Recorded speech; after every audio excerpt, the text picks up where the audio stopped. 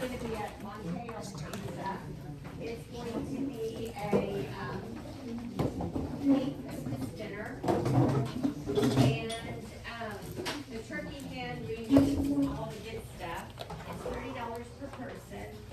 And so if you would like to join us today at the meeting, you can talk to Jerry.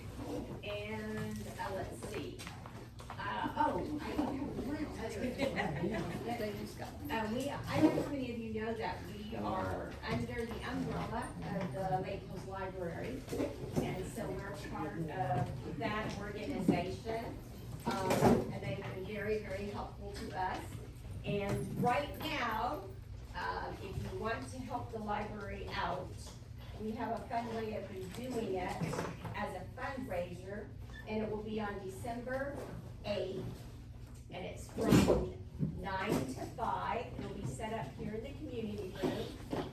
You can come anytime you want throughout the day, and we're asking if you have old gold jewelry or sterling pieces or silver pieces that you've never worn, and you'd like to sell it, then the part of the proceeds will go to the library. And we're going to be, the jeweler who's going to be doing it is the jeweler in Bandera, and he is also at his store on Tuesday. He's also doing it, opening it to the whole public, but yet he's going to share some of the proceeds from that with the library. And that is going to help us tremendously keep our lights on. And the reason we went this route is because some of us were alerted that gold is now $4,000 an ounce. And the sterling silver is the highest it's ever been. And so you will, I took in broken chains. I took in some James Avery rings that I hurt my fingers, I can't wear anymore. I took a gold cuff in, just things that I had that I never used. You can also take sterling silverware, and what they do is you will have a check written for the amount of what you are turning in. They weigh it, they check it, they'll see if it's truly, if it's gold, if it's 18, 24, all that good stuff. So, I took in just 6 pieces, and I walked out with a $2,200 check. So, start going through your stuff. And if you would like to help support us, you also get to take home money as well. And it's a win-win for us all. So anyway, we'll go ahead and, so just keep that in the back of your mind. Is that the jeweler at Pat's? Is that one in the area there? Yes, it is. And he's very sweet. He's a good guy. He is a good guy. And I took mine elsewhere in San Antonio to someone I usually deal with. And but if you're even thinking about selling something, now is the time to do it, because this is the highest it's ever been in I don't know how many years. So anyway, and that's a problem. And our next in January, and we will get back to you on the exact date, but it should still be the 3rd Saturday of the month here at the library in the community. So anyway, and please open up our newsletters, because we have tips, things to Gary and Susie Cooper for each month. There's a wealth of information there. And so I thank you. So that's where we're at right now. Can anybody else? Okay. I'll let you take it over, Denise, and introduce our wonderful speaker. Well, if you haven't met Mark Zoeller, he works out at Mansfield Park. He is a county extension agent here under A&M, and he is just a knowledgeable This is the second time we've talked in, snared you into coming out here and talking to us, so, take it away, Mark. Thank you for being here. Yes, not a problem. Enjoy doing it. So, I'm the county extension agent here in Bandera for Ag and Natural Resources. We have Jessica there in the office too, that she does all the family and community health type programming. So just in case you have any ideas, she can come speak about any of this stuff a little bit differently, more on kind of the food side a lot of times. But if that would tie into any of y'all's talks, keep Jessica in mind as well. So I got asked to talk a little bit in depth on some of our soil stuff, and I kind of geared it a lot towards talking about soil microbes, all those little microorganisms, and some of them aren't microorganisms because earthworms fall underneath that category too, and they're not really micro. But all those little things moving around the soil that are beneficial to your plants and your soil health, all those types of things. So that's kind of what we're going to dive into a little bit today. I'm going to start off. I feel like a broken record. I'm always bringing up these soil samples and doing that. Right now it's an excellent time of year to go ahead and get this done before you're ready to put in all your spring garden stuff. That way, if you need to make any amendments to your soil, you have plenty of time to get that done and get it incorporated and get things where you want it to be, so that you can have a good, healthy garden. And I've got bags over here on the counter, as well as there's two separate forms. I didn't bring as many of these, just regular soil ones. These are for a bigger area most of the time. Most of the time we say these are for like 10 to 40 acres. So I just brought some of those in case anybody's wanting to do some of their pasture. I just grabbed some of those. For garden and yard type scenarios, you want to do this SU one. It's the urban soil form. And it asks for square footage instead of acres. So it's more geared for a garden or yard type scenario. And if y'all have any questions at the end on how to fill those out, what some of that looks like, feel free to catch me and we can kind of walk through. The form number again? It's SU 25.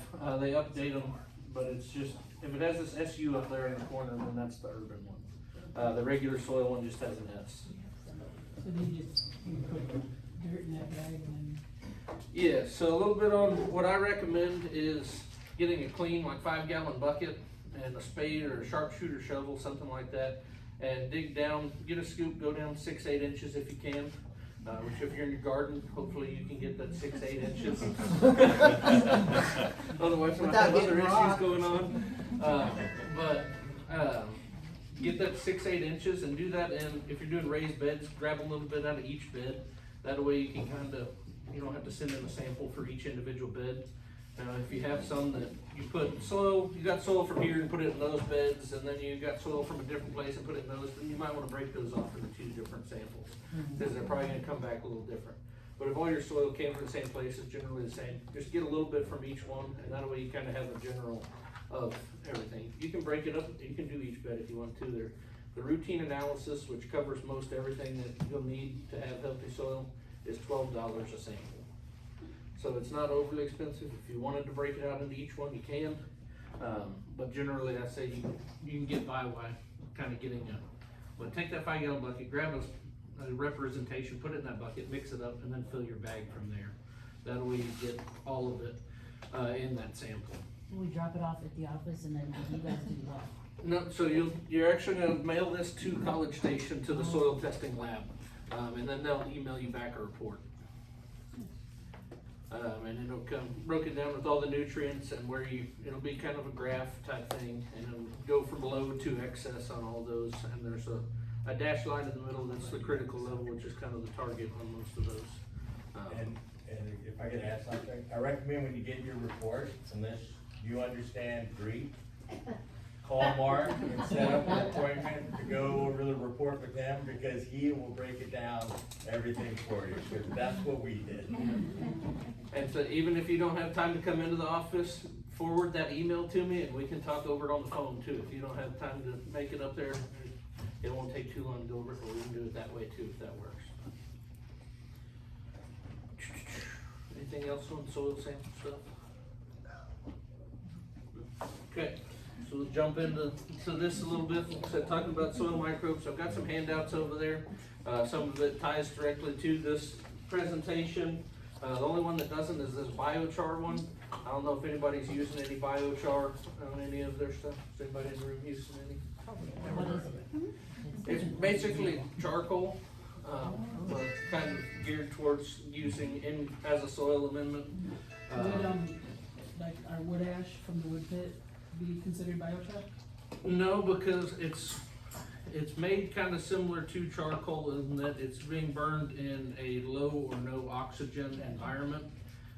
If there's oxygen, then all of the carbon's gonna get tied to that oxygen and go out as carbon monoxide and carbon dioxide. So you're gonna lose a bunch of that carbon. But if it's burned in a low oxygen environment, then a bunch of that carbon stays with that char. So you have to buy that.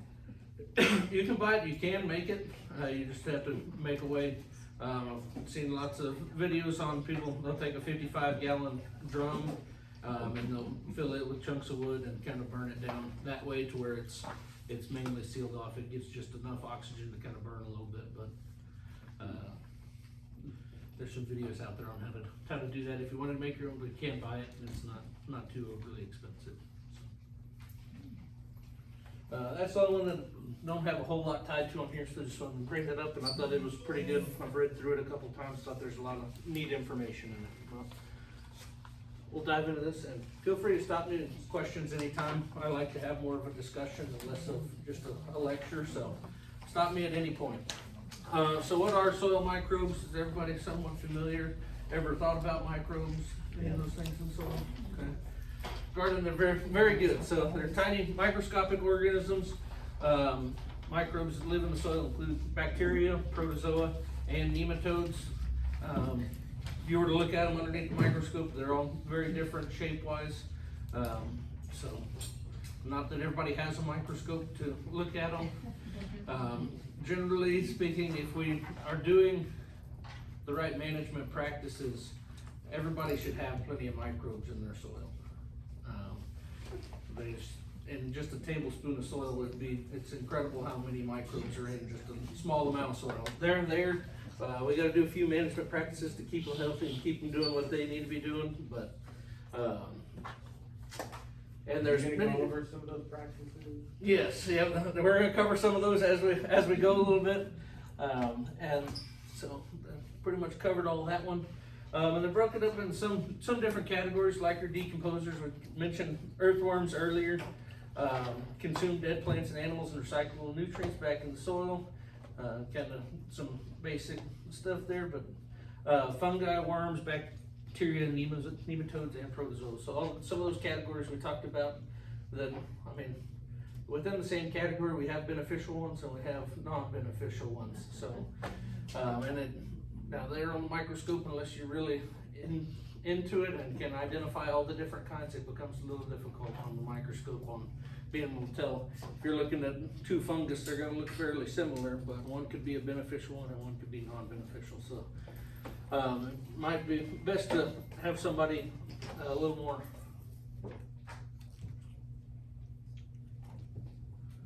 Sorry, I'm familiar with working this screen, but I think that's all that's on that one. A little bit of kind of a life cycle of what those nutrients do. So you have your plant growing, it dies, gets down, dead, gets incorporated in the soil. Those microbes start working on it pretty quickly and breaking it down and breaking it into usable nutrients that those plants can use again. It's pretty simple life cycle. I think everybody probably has a pretty good grasp of that, but just figured to kind of put that in here and kind of continue thinking about the whole process here. I have a question. Okay. Yeah, that is, like you said, kind of obvious, but when your plants die, are you putting it in a composter, or are you just letting it completely die and then throwing it back into, like, in what way are you incorporating back into the new plant? So you can do it either way. You could pull up and put those into, if you have a compost pile going, you could add those into there and let those microbes in your compost start working on them, and then you can apply that compost back. Or if you have good microbial activity in your garden already, just kind of tilling them in will do the same thing, where those microbes can work on them. So kind of depends on your setup, what you have, what you prefer to do, either one, as long as you can get those. If they're standing, that one's obviously a potted plant. But if it was in an in-ground garden, and you had a way just to till that in, then those soil microbes can work on it. If you leave it standing there dead, they're not gonna be able to do much with it. They'll be able to kind of work on the dead roots underneath the ground, but other than that, there's still a lot of biomass there that they can work on and get nutrients and put back in the soil. So if you're gonna till it in, I guess you would wanna chop it up as small as possible? Depending on how you're tilling it in, it's gonna get plenty of chop. If you're using the, Just like hand tilling? yeah, then I would maybe chop it up or break it up somehow a little bit. Recommend that and some of that depends a little bit on the plant. Some of our plants break down a little easier than others. Like a lot of times our pepper plants and stuff like that have maybe a touch more waxy coating to them. It takes them longer to break down than some of our, like your squash and stuff like that gets broken down pretty quick. So, Yeah, that would. I mean, that's if you're adding leaves into your composting piles to be broke down, like your oak leaves and cedar leaves, those don't work very good. They would take forever to break down. But a lot of people try and break up those oak leaves, and mowing over them helps a lot. Kind of break them into smaller chunks, those types of things. Any questions or more thoughts on any of that stuff at the moment? Do you recommend putting fertilizer along with that? Or not? You're probably still going to need some additional fertilizer. The microbes are going to be a good supplement, but it goes back to just really recommend, because it's hard doing a soil test, because it's hard to tell what you need just by looking at it. I mean, I think we've all probably have a good idea of what an ideal healthy looking soil looks like from the outside, but the appearance doesn't tell the whole story. That actual breakdown that they can do at it and tell you exactly what nutrients you have in it is a very valuable tool to have. I guess one other thing I didn't mention on that report that comes back, they'll have fertilizer recommendations on the bottom that'll tell you how much and how often to put it out. So I'm sure you'll recognize a bunch of these nutrients.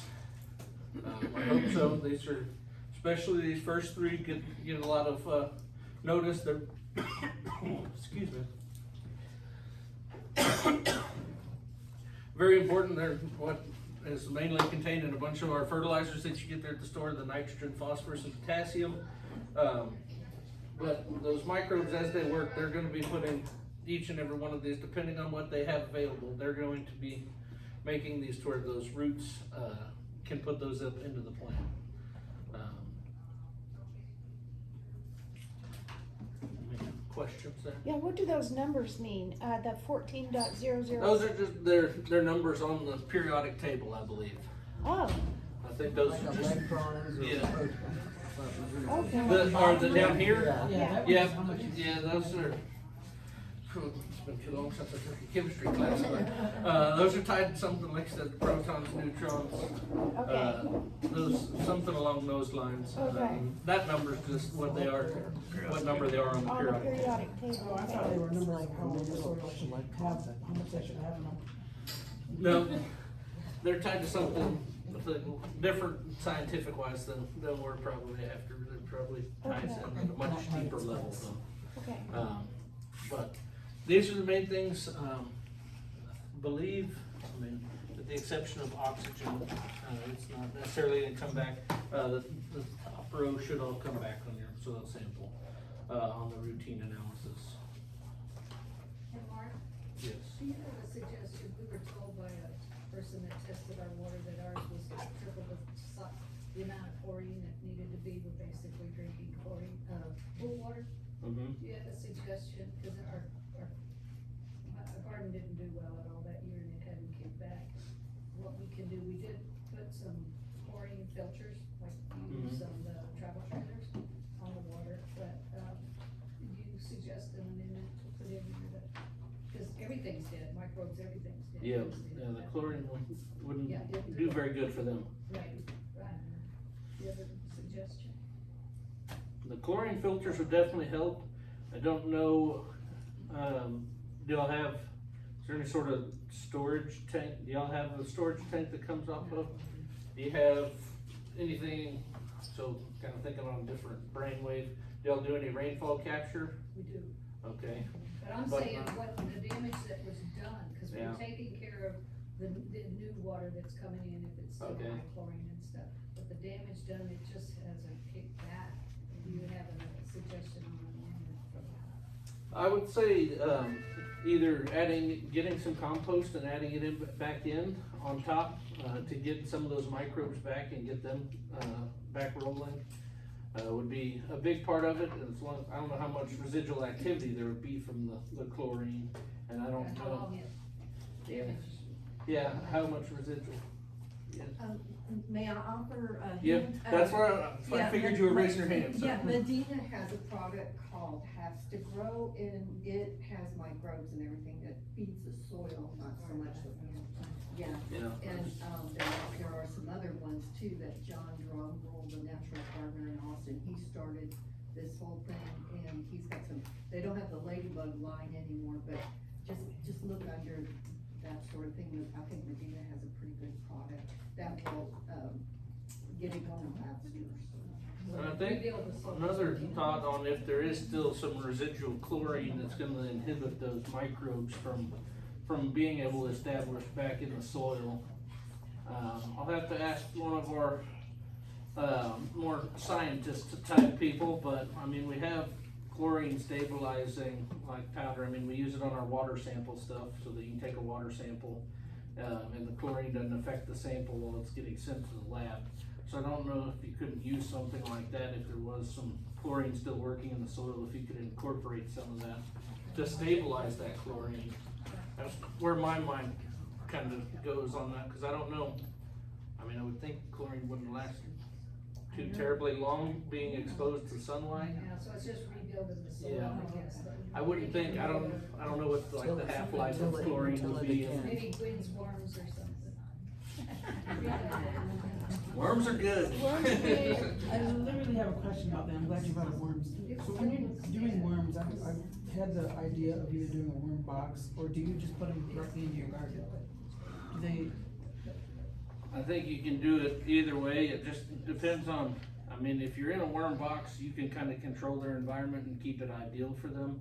If you're putting them out in the garden, you kind of lose control, cause I mean, then they can kind of freely move it, and they're gonna go. It'll eat your roots. yeah, If okay, you- that's what I wondered. if They have you a go bunch of on- birds, they'll eat the worms. If you go on the YouTube channel for the Garden Club, Ron Estes did a talk about composting and worms. Worms was one of the topics that he covered, and he talked about worm boxes. Because if you put it in your garden, correct me if I'm wrong, I'm sure some of y'all were here, but they literally will eat your roots, right? And so it was better to, put them in there and then take their castings, thank you, and then put those into the garden. Oh, Yeah, it's their poop. nice. Their poop is the good stuff. Castings, yeah. And I think that would depend a little bit on the population of worms. I don't know that they would hurt your healthy roots a whole lot until Yeah, they I don't ran, remember. until they ran out of stuff, dead material to be Okay, eating good. Get eaten on, And yeah. then they get hungry, they're gonna He start talked eating other about stuff. that. So is that- Talked about that. My thought process, it's just kinda Compost. insects and animals, all that works, they only eat what they prefer until they run out of it, and then they start experimenting. Just two No, separate. do two separate. I would look at that, Yeah. thank you. I would say if you had the ability, the worm box would be the way to go. You just have a lot more control on it. Any other questions at the moment?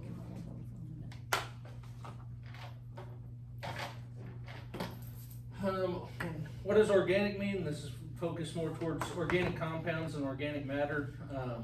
Organic compounds, pretty much anything that has carbon in it, so that goes a little bit to our biochar. We're after keeping that carbon in that biochar, and then other elements, hydrogen, oxygen, phosphorus, a bunch of those that we had on that last slide. And then organic matter, that's, I mean, all of most of your stuff that you're composting, that biochar, anything that contains that carbon and is derived from living things. That's our main thing there. And the amount of that you have in your soil can either make or break you most of the time. I mean, too little or too much. I mean, there's kind of a happy medium, just like most things. Dead leaves, plant trimmings, all that type of stuff. decomposition of organic matter would take a lot longer if they were not in the soil microbes. So, that's important, and I think we're getting closer to tying back into, keeping some of those microbes healthy. Oh, we're talking more about them. It's not the slide that I was looking for. We're gonna skip through some of these. That's not what I'm looking for necessarily either. Do you have that whole series that you're doing visually in book form or pamphlet form? I did not print this off, but I will send it in an email, and it'll be shared out in email. It'll be a link underneath the YouTube video, Okay. so you can download it there. You'll be able to get the That's slides. the slide that I was Okay. looking for. But we'll just go back to here. I guess, hopefully I got the right item. Bacteria, most numerous type of soil organism, and they make nutrients available to plants. Pretty straightforward there again. Releasing a bunch of the same nutrients that we've had listed up there before. They're pretty beneficial. Another added benefit, they do fight some of our root diseases that you can have issues with in the soil.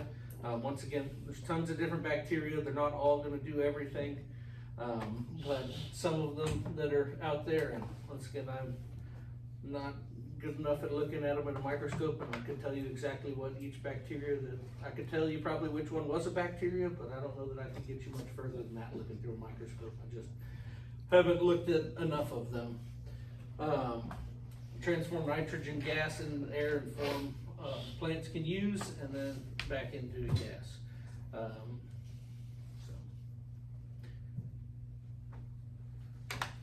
Nitrogen fixation,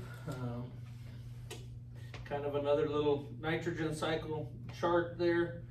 Kind of shows a little bit what we just talked about on the bacteria.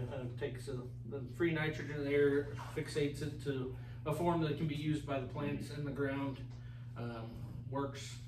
I mean, the bacteria, is everybody familiar with legumes? Kind of, Yeah. they fixate nitrogen into the soil. That's because of bacteria working within and around those legumes' root systems. It's not actually, it's tied to that type of plant, but it's the bacteria that's doing the work to fixate that nitrogen. It's a little confusing, but anybody have any questions on that? Just kind of, yes. The nostrum, is that the name of it? It looks like seaweed on your ground. Okay. I have heard that that also fixes nitrogen into the soil. As well as seaweed. Yeah. You can actually buy dry seaweed. Mhm. Use it in Can you put it in your your garden. I would think so. Okay. I'm not 100% familiar with it, so. And how I did don't you know say that. that word that you said? I think it's called nostrum, but it's the green stuff that looks black right now, but when it rains, it turns into like seaweed looking. Like a slimy seaweed. Yeah, I've seen it's that. specific, it's not like a sheen of green, it's a little green plant thing, yeah, it looks like chopped up seaweed. That's really good. But that's somewhat to those little bacteria. All right, bound to be a relationship there, but in depth. Protozoa are predatory type microbes, and they eat other microbes, kind of adding to that whole life cycle. A bunch of these nutrients are put back in through various things dying and being repurposed to put those nutrients back.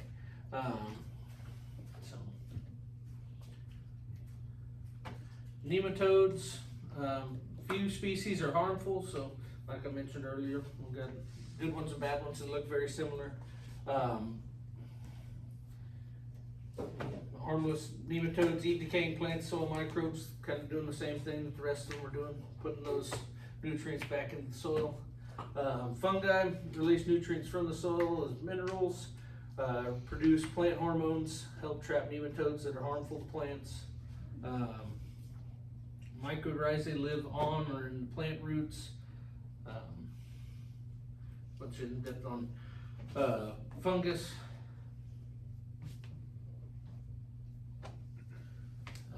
This is a breakdown. I don't know if y'all are familiar with the soil food web.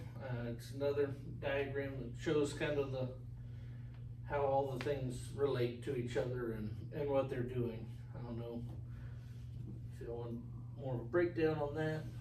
Have any questions?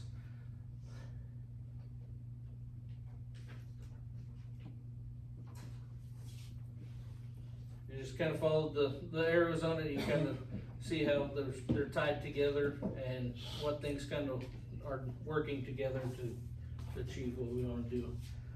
A little bit more on some of the slides that I guess I missed putting in here, or maybe I grabbed the wrong version of the PowerPoint to put on here. But I had a section in here on how to keep your microbes healthy and those types of things, and there's some of it in some of this one with the roots on the back, the two-sided one. There's a little bit in there. In my opinion, in my thought process, there's data to back it up as well, but the one that I think is the most important is doing some sort of cover cropping or keeping that soil covered, especially whenever it is hot outside. Most of our microbes don't do very well whenever that soil temperature gets really high. They end up dying off. So to me, the most important thing is to do something cover crop wise, even if it's not growing something garden wise for food or whatever, but just keeping that soil covered. You mean like mulch? Mulch would basically do the same thing, because you're going to keep the soil temperature down, but mainly just planting something else in the time frame where maybe you're not growing vegetables, but plant something in its place, just to kind of shade that soil and keep it. I heard buckwheat is good for that, I mean, there's to cover the soil. another one that I recommend is if you can plant anything legume wise, maybe something cool season legume wise on top of there to keep that covered and hopefully get some more nitrogen fixed in and keep that those bacteria going in the soil as well, is really great. And that kind of ties into another way of keeping those microbes happy is doing some sort of crop rotation, and switching up where you're planting those things in your garden. Even if you're doing raised beds, just kind of rotate. Hey, I had cucumbers in this bed, let's go ahead and switch this over and put green beans or whatever. Just kind of rotate those things around and get those different kind of plants moved into each one. Kind of help keep those. They utilize nutrients in the soil just slightly different, which is part of it. And like I said, if you are growing some legumes, keeping those moving around is important as well.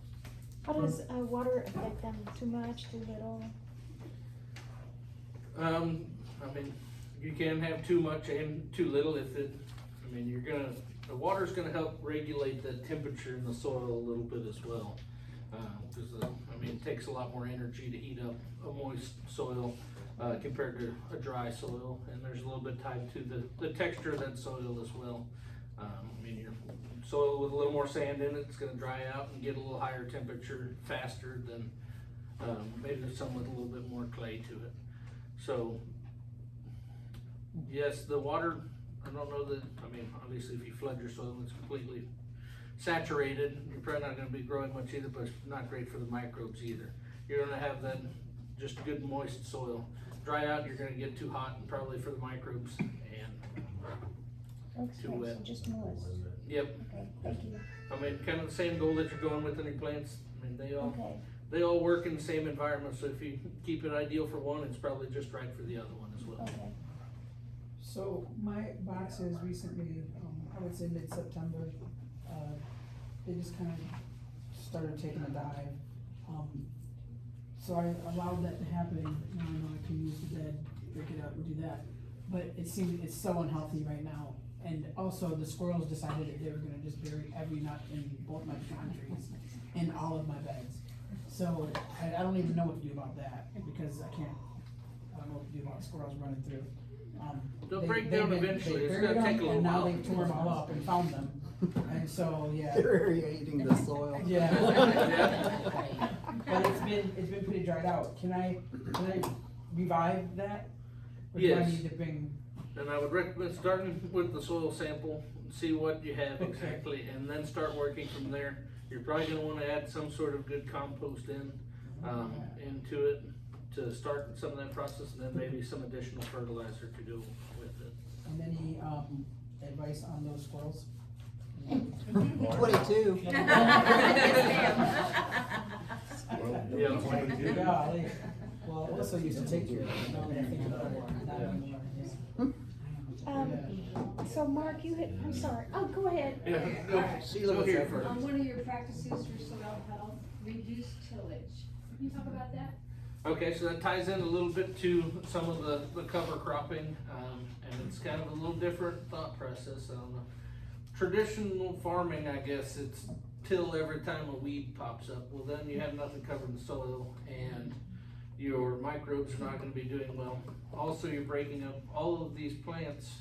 They're producing structure within your soil with their root systems, and they're doing some aeration as they die, and those roots start decaying, and they're opening up channels in the ground. So reducing tillage is, in my mind, the right way to go, especially in a garden, because, I mean, it's less labor intensive on, which is a good thing. And then those roots are doing plenty to help you get that soil structure, and they're incorporating nutrients back in. And having something constantly planted is keeping the soil temperature down. So especially in a garden, I think that no-till type philosophy is very good. Thank you. Can I go now? Yes. So you mentioned putting compost. My raised beds, I'm letting them just rest for the winter. I don't have anything planted right now. Would I add the compost now, knowing I'm not gonna plant until like end of February, first part of March? Or would I wait until March to add the compost? So are you doing it from your own compost pile, or are you gonna buy compost? I was told to go to a place called Burning Bush Okay. to get compost. What was the name of it? Burning Bush. Where? Yeah. I would It's be like doing it for my own between- compost, so I'm gonna have a side question. It's on 1560 between Helotes and 471. That's where we get our. That's where we got ours, cause you've recommended Yes. it, and it's very good compost. Okay, good. Very good, and clean, it doesn't have a lot of other stuff. Doesn't have wood, it doesn't have wood Awesome. scents or anything in it, it's Yay. totally clean. 1506. Burning bush. Burning Bush. 1560. 1560. Like burning the city? No, burning. Burning, like burning wood. Burn it up. Like fire. It's all right. Right. Well, it's between, I don't know where 471 is there. 1283 turns into 471, going into Calabria. Okay, Road. oh, that's. So it's right there between Helotes and that part of, Gotcha. yeah. That part of what? Kind So, of like 211. I would recommend going ahead and putting some and getting it incorporated here Okay. pretty quick, especially, I mean, they're predicting us to have a little bit more mild of a winter. I don't know if they're gonna Okay. be right or not, but. Nancy? So just going with what we're working with, go ahead and incorporate some of it, and maybe don't incorporate all of it right away, maybe keep you a pile separate off to the side, and then closer to planting, go ahead and add a little bit more to it, Okay, would be kind of my recommendation on that. okay, all right. Excuse me, Mark. So our old bed, we've expanded our garden for the next year, but our old beds, we got our testing back and our pH is at 8. Now I know talking with Gwen in last month, she was saying to use elemental sulfur over the next couple of years to get it down around 6.5. My question is, we want to, do I do the sulfur and then compost and then do a ground cover? Can I stack it like that in those boxes to kind of help get that pH down and the nutrients back in?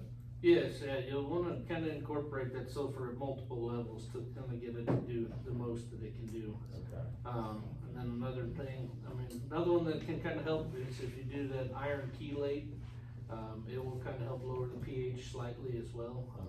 If you're low in iron, that's a good option to go with as well, if you maybe are higher, so iron chelate, CHE, LATE. Okay, yeah. And it's another good one, it's another option, cause you'll get some pH drop out of it as well. And especially if you are low on iron. Drop it so fast that we're now like at the acidic level, now I gotta, bring it. I don't think you have to worry about that a whole lot, it's more difficult to drop the pH than it is to raise it. Okay, So I don't think you'll get it to go too far. okay. All right, thank Especially you. with the basic part of our soil, it's all pretty high pH, so it's gonna be pretty hard to go too far. I don't know if I missed it, did you suggest a compost cellar? I did not, they don't like whenever I make recommendations like that. Burning something and then Burning there's one. Gardenville is located. Gwen mentioned one, but I did not mention one. They don't like a state employee to recommend specific On our business. side. Okay, so you were not recommending that, I didn't hear it? They don't like a state employee to recommend Yeah, and it's specific business. Vernon Burning bush. apostrophe. So, Vernon. again, on compost, so I've been doing mine for about a year now in a composter. I haven't used anything. I also am, it's, what I'm being told by my son is it's almost all or too green. Cause everything that I use in the house, as far as, vegetables, anything I'm using like that, eggshells, those are all going in there. But, I don't have enough brown. Okay, Is that something I can, like, if I just start adding brown, or is there a point where it's too much green? And, cause I think that's where it's at now, it's like a swamp in there, there's things I've never seen before in my life in there. yeah, you probably wanna add something in, just regular, Like grass clippings or something like that? no, I go through a lot of, Dead leaves, pine dead leaves. Okay. yeah, dead leaves would work, or, I mean, even if you There's just plenty of add those. some extra soil, that would have some of those microbes and kind of get that more jump started as well. Even if you have to add just some regular soil. So I do have, with my chickens, I have, and it's full, but it's all pine shavings and chicken food, is the only thing that's in there. Is that a good thing to add at this point, or is the chicken poop too organic or too green? I don't know the difference, but the pine shavings is what a lot of Yeah, that. so you, with the chicken poop and the shavings, the chicken poop as a fertilizer is very, very hot on the nitrogen side of things. Which isn't a bad thing, you just gotta watch how much of it you use.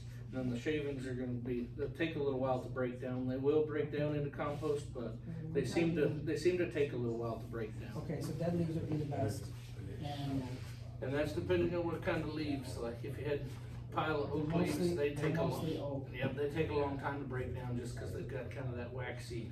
Okay.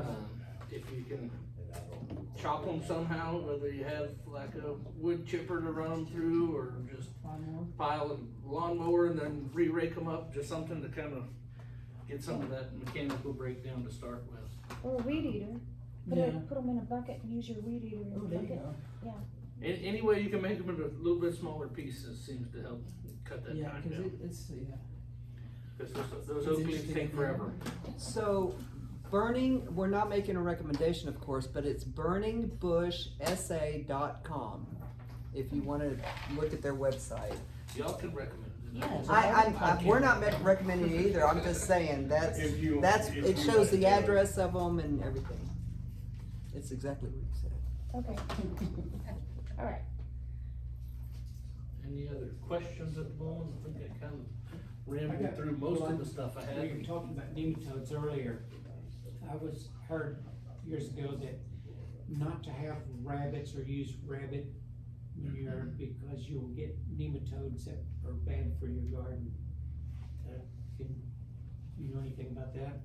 I don't know if there's a specific tie there or not. I don't know that it would be all rabbits. I think if there was something tied there, I don't know. Just jackalopes. I'm not 100% sure on that one. That'd be one I'd have to ask. This is the first time I've. But there are some nematodes that are good for your garden and some that are bad, right? Yes. Okay. I have one more question. Okay. I'm sorry. I like the questions. Okay, on the subject of compost, my compost pile is 3 feet by 3 feet by 3 feet.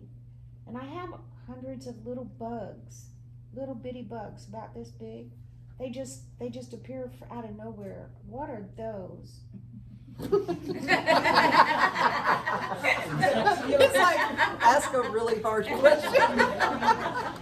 It'd be really hard to tell you without seeing it. We're gonna need a picture. Well, There's tons of little bugs. They've been in they're just like little white, they're not really like roly-polies, but they have a bunch of little legs. I don't know what they are, but they're in every compost pile I've ever done. And they just appear. They're organic, grind them up. Huh? They're organic, grind them up. Okay.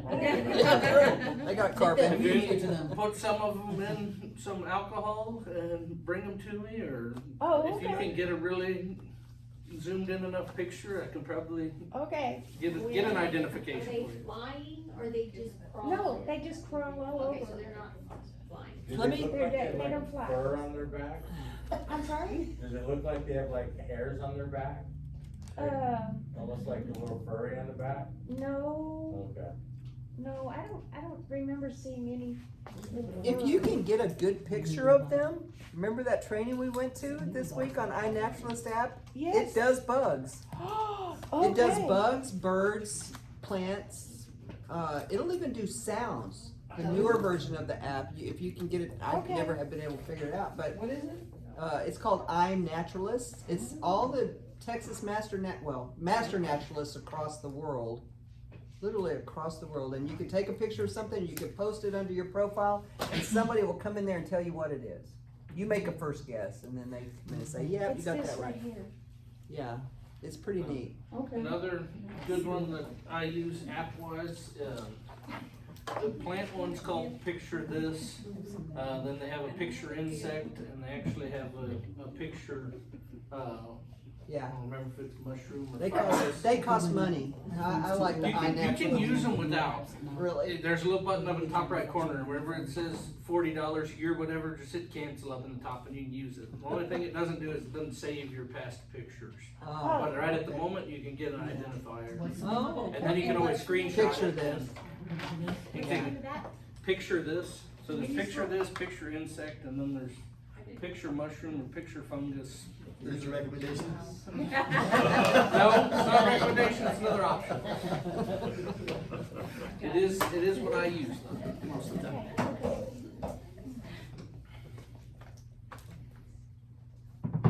So we good? We good? That's Okay, all I well, have. thank you very much, Mark. And just so you know, if you look back, last month Gwen did a winter strategies presentation that covered some of the questions that y'all have had today. If you want to go back on the YouTube channel, look at that. If you look under the description or the comment, you'll see the link to her slides. And same thing with this, when we get this uploaded, you'll be able to click on the description or the first comment and it'll have a copy of his slides. But give us a few days to get it loaded up. And we're now gonna do the door closes. I'm sorry, go ahead. Mark, what about, we have a well, I'm sure everybody does, but the water from that well, how is that affecting my soil? Depends on what's in it. Okay, cause I know it's real alkaline. Yep, It's, so you know, can't, comes from limestone. there's also, I didn't bring any of them, but there's water, you can send water to this same lab and have it. I'll get it. Not in the bag. That, we have either little bottles or you can use just like a regular water bottle you get from the store. Thank you, Mark. You're welcome. Yeah, you could use a Dasani water bottle or whatever you use and drink the water out of it, rinse it 3 times from the water source you want to test, and then fill that bottle up. I recommend putting some tape around the top, put it in a box and send it out of the station. Yeah, it Yep. goes the same place. Yep. And there's, on the backs of these forms, there's instructions on how to take the tests, to do your samples, and then the mailing addresses are here at the bottom. There's post office or UPS FedEx, a little different address. All right, Miss Deb. Those forms and theirs. Yep, they're up here on the counter. And here's some back. It starting in January, I'll have a box. I already have it started where I'll just put that out and I'll always have it here for people to, grab.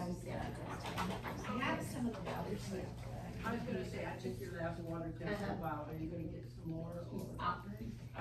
Yes, I will. I didn't bring any with me today, but. I might go take a visit out there. Well, that's it, you can also use just a regular, water bottle. No, I didn't bring any water forms today, I was just thinking about soil, I guess. But if you pick up one of these forms and you go to the website, all of these forms are on there downloadable. Only thing you can't get directly from them is these bags, but. What's the website? It is soiltesting.tamu.edu. Soil testing, .tamu.edu. And Sandy in the, office is really helpful. Yes, TMU and tamu.edu. ED. Okay. Yeah, I've got a couple thousand of these bags. They're ready. So, these bags. I should get real good. Yes, I know, I watched it. Okay, so the last three numbers are 109. 109. Okay, so, these are, books, some of them are on succulents. Two of them are on succulents, and there's a little garden thing in there.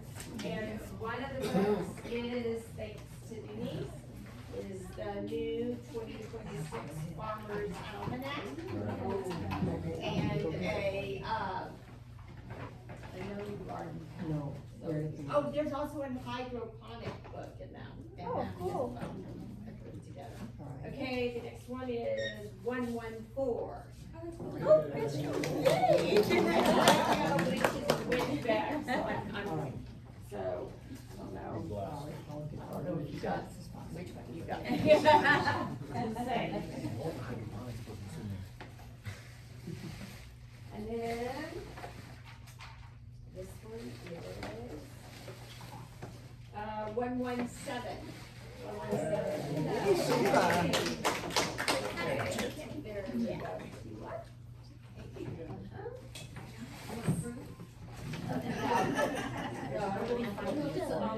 Very tasty. And then Mr. Philip Stein, he brought these to us, to identify, but there also is the, Anaconcho orchid growing out. I notice there's one in here as well. Oh, really? Yes, and so I think that's that, I don't, it looks like it might be. And we identified this as Denise, do you remember? Pseudoranthemum alatum, and I can't find You the, did like, that very well. the common name for it. That Philip It's got says little that- bitty purple Picture of flowers. this plant? Yeah, that's how we got it, but he's, Okay. but Philip said that they are sort of volunteer in his yard, and they have a beautiful, and there's a picture in the iNaturalist, that it has a beautiful tall, spike at certain times of the year that have a purple periwinkle flower on it. So, Yeah, maybe you can come up with it. I don't know. My great uncle gave me these plants, apparently my great grandparents or something grew them, but he called it a cocoa plant. Oh, okay. But I could never find anything on that, and Well, no, Denise mine just mine found didn't the come name along this right. morning to identify it. Yeah, that's what it is, but. So anyway, so Maybe if it you doesn't have a win common one of name. these, then, Denise will show you the picture and Mr. Stein has information. Apparently he doesn't do anything, they just pop up, right? Can't kill them? Okay, okay, 101. 101. 101. We're 102.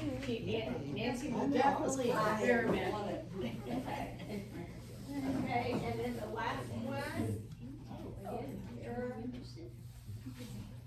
is 104. Yay, Amy! Like those three squirrels aren't going. But Mr. Stein can tell you about it, this is the plan. And it does have it darker, right? The leaf gets more like a brown, like a chocolate. Again, it gets a kind of a chocolate color when they get very big, and then it'll send up a shoot later in the year. And when that shoot comes up, it has these little. What you doing? I didn't know you were coming. That's what